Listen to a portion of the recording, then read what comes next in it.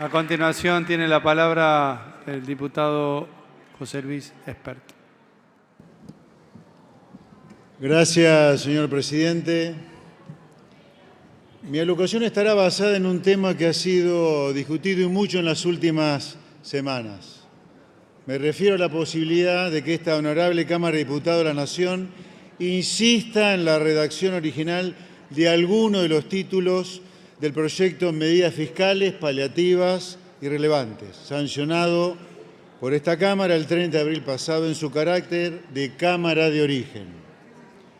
Los intercambios que hemos visto en los medios en los últimos días están fogoneados por quienes hacen de la interpretación constitucional un juego político decadente. En realidad, sobre este tema no debería haber ningún debate, porque nuestra Constitución es clara al respecto y considero que, por encima de las ideas que cada uno puede tener, y más como legisladores nacionales, ante todo está la Constitución nacional. Dentro de la Constitución todo, fuera de la Constitución nada. Entiendo que como diputados nacionales debemos ser los primeros en respetar la Constitución. Si la insistencia fuera inconstitucional, yo sería el primero en decir que no podemos insistir. Sin embargo, voy a rebatir hoy aquí cada uno de los dos argumentos por los cuales se dice que no se puede insistir y voy a brindar a este cuerpo las razones dadas por el texto de nuestra Constitución, por las que sí se puede insistir.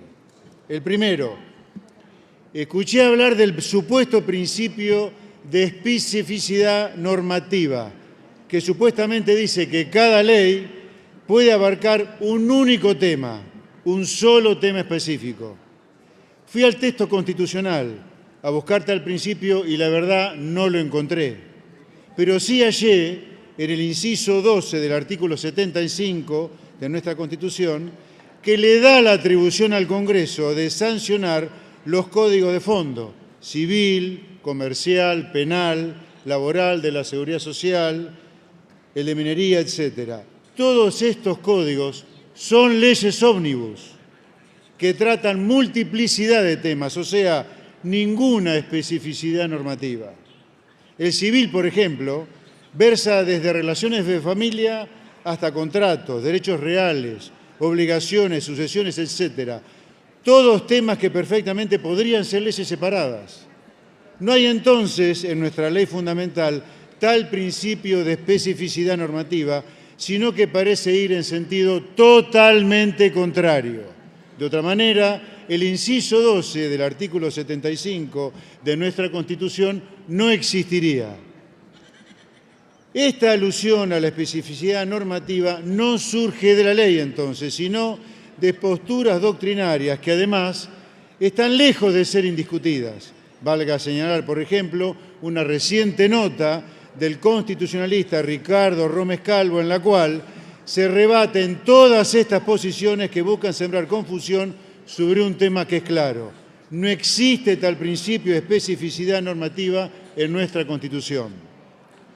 Un segundo principio que se argumenta en contra de la posibilidad de que esta Cámara insista es el de doble conforme que viene de la mano de una supuesta igualdad entre las cámaras de origen y revisora. O sea, que tanto la Cámara de Origen como la revisora tienen el mismo peso y las dos tienen que estar de acuerdo en cada texto legislativo.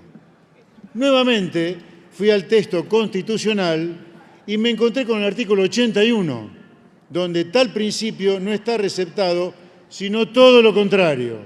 En el recorrido de un proyecto de ley, la Cámara de Origen posee un plus de poder frente a la Cámara Revisora, que es el de insistir en su texto original, siempre y cuando se respeten las mayorías que establece la Constitución, por supuesto. Y esto es tan así que los constituyentes, en determinados casos, previeron que la Cámara de Origen sea el Senado y en otros la Cámara de Diputados. Por ejemplo, en materia de contribuciones, artículo 52 de la Constitución, la Cámara de Origen es la de Diputados, porque es la que representa al pueblo, y es el pueblo el que se beneficia o perjudica con las leyes impositivas. Lo mismo ocurre, con el reclutamiento de tropas. también artículo 52 de la Constitución. En cambio, en el tema de la coparticipación de impuestos entre nación y provincias, artículo 75, inciso 2, la Cámara de origen, donde están representadas las provincias, es el Senado, porque son las provincias a quienes más se beneficia o se perjudica con los cambios en la coparticipación.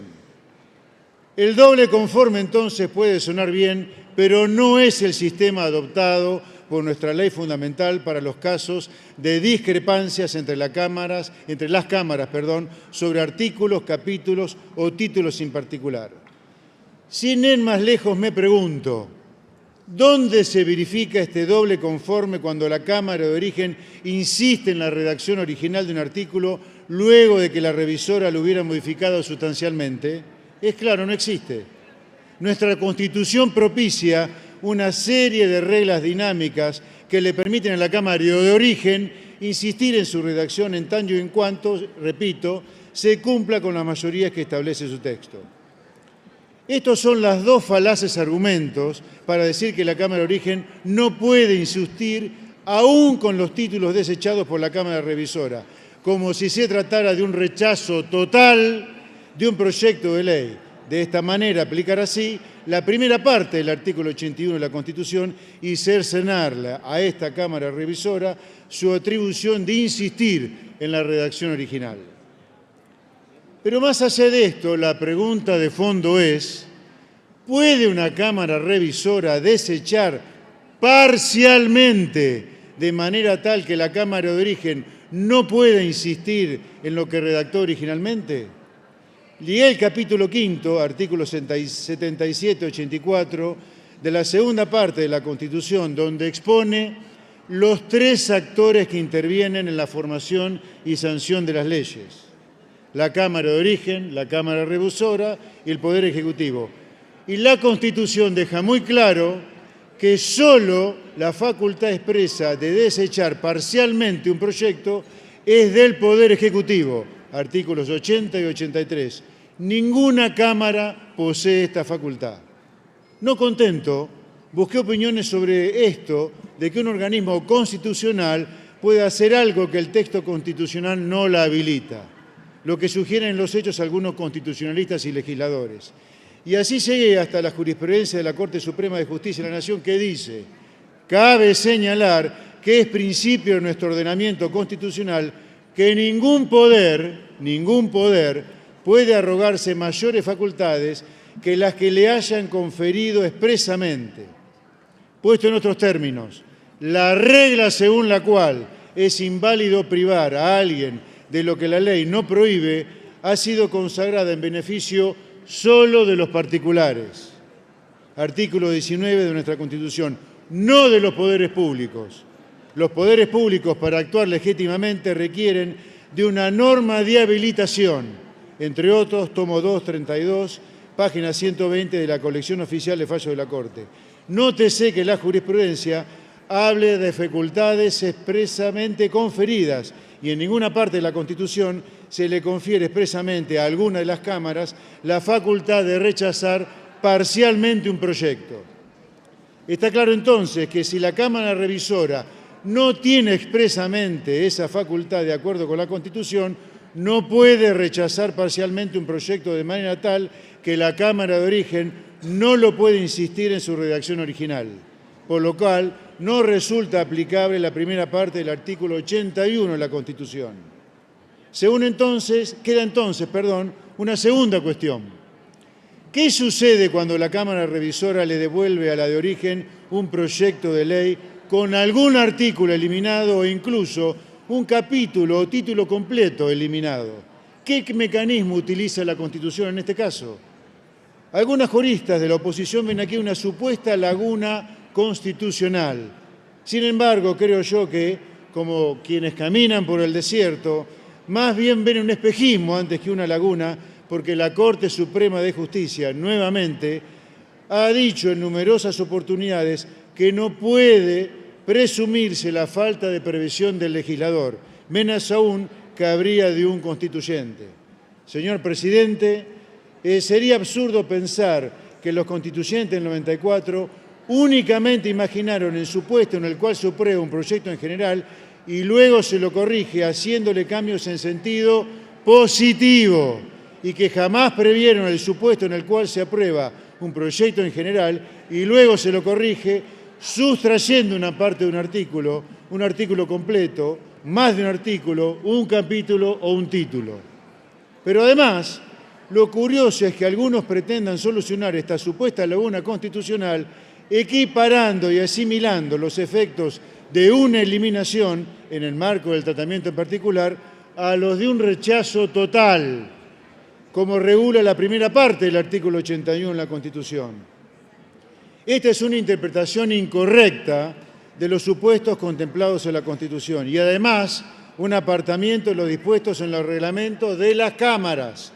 Aquella asimilación ha sido refutada con claridad en los últimos días por constitucionalistas destacados como Carlos Laplacete, Ricardo Gómez Calvo o Martín Ollanarte. Entonces, si no hay tal laguna constitucional, ¿cuál es la interpretación correcta? La respuesta está en la segunda parte del artículo 81 de la Constitución, que regula cómo se dirimen las diferencias que puedan existir entre lo sancionado por la Cámara de Origen y la Cámara Revisora, y dice así: ninguna de las cámaras puede desechar totalmente un proyecto que hubiera tenido origen en ella y luego hubiera sido adicionada o enmendada por la Cámara Revisora. Si el proyecto fuera objeto de adiciones o correcciones por la Cámara Revisora, deberá indicarse el resultado de la votación a fin de establecer si tales adiciones o correcciones fueron realizadas por mayoría absoluta de los presentes o por las 2/3 partes de los presentes. La Cámara de Origen podrá, por mayoría absoluta de los presentes, aprobar el proyecto con las adiciones o correcciones introducidas o insistir en la redacción originaria, a menos que las adiciones o correcciones las haya realizado la revisora por 2/3 partes de los presentes. En este último caso, el proyecto pasará al Poder Ejecutivo con las adiciones o correcciones de la Cámara Revisora, salvo que la Cámara de Origen insista en su redacción originaria con el voto de las 2/3 partes de los presentes. La Cámara de Origen no podrá introducir nuevas adiciones o correcciones en las realizadas por la Cámara Revisora. Como se ve, el artículo usa dos verbos claves, adicionando o enmendando, y luego dos palabras claves, adiciones o correcciones. Como siempre, la interpretación de la Constitución se tiene que hacer a partir de sus palabras y no de principios que están por afuera de su texto para hacer decir cosas que ella no dice. Y aquí aparece otra cuestión importante. A veces se omite decir que el artículo 81 no habla solo de corregir, sino también de enmendar, del verbo enmendar. De hecho, la Constitución utiliza ambos términos como sinónimos y, según la Real Academia Española, corregir significa enmendar lo errado y enmendar significa arreglar, quitar defectos. Repito, enmendar es quitar. Veamos entonces, señor presidente, que cualquier eliminación realizada por la Cámara Revisora en el marco del tratamiento en particular de un proyecto de ley no es otra cosa que una corrección o enmienda. Y no se trata de una afirmación dogmática en el marco del tratamiento del presente ley. Esta postura encuentra precedentes en la práctica parlamentaria de la Honorable Cámara de Diputados de la Nación. En efecto, durante el trámite de las leyes 26.529 y 27.275, la Cámara de Origen insistió en los términos del artículo 81 y repuso artículos eliminados por la revisora. Por otro lado, esta manera de interpretar el artículo 81 de la Constitución también ha sido avalada por la jurisprudencia de la Corte Suprema de la Nación, en el fallo Barrick, por ejemplo. Por si fuera poco, señor presidente, en los últimos días esta postura ha sido refutada por varios, insisto, de los juristas más importantes de nuestro país. Es obvio que toda corrección siempre implica una eliminación. En resumen, ha existido una manifestación afirmativa expresa por parte de la Cámara Revisora desde el momento en el que aprobó en general el proyecto que nos ocupa. Señor presidente, más allá de las apariencias, permítame decir que aquí no hay un debate constitucional genuino. Lamentablemente lo que hay es algo a lo que ya nos hemos acostumbrado, una dinámica por la cual se utiliza una interpretación constitucional para encubrir intereses políticos. Un juego de tironeo, confusión y estiramiento conceptual donde algunos actores eligen primero el resultado al que quieren llegar y luego modifican su manera de interpretar la Constitución para justificar el fin. Por expuesto, quiero decirle a los diputados que todas las familias argentinas esperan que insistamos en el proyecto original, que no es inconstitucional, sino por el contrario, respetuoso de la letra de nuestra Carta Magna y de las leyes. Y como dije antes, vienen a marcar un punto de inflexión y un nuevo horizonte para nuestro querido país. Es imperioso que nuestras familias sepan que hay que hacer lo que vamos a hacer y que tenemos que hacerlo para crear las condiciones de una nueva Argentina próspera, para salir del pozo de Villa Miseria en los que nos hundió el kirchnerismo, para avanzar de una vez y para siempre con la Argentina que todos deseamos. En ese sentido, nuestra postura será insistir con los dos títulos de la Ley de Medidas Fiscales Paliativas y Relevantes de Ganancias y Bienes Personales. Gracias, señor presidente. Muchas gracias, diputado José Luis Espert.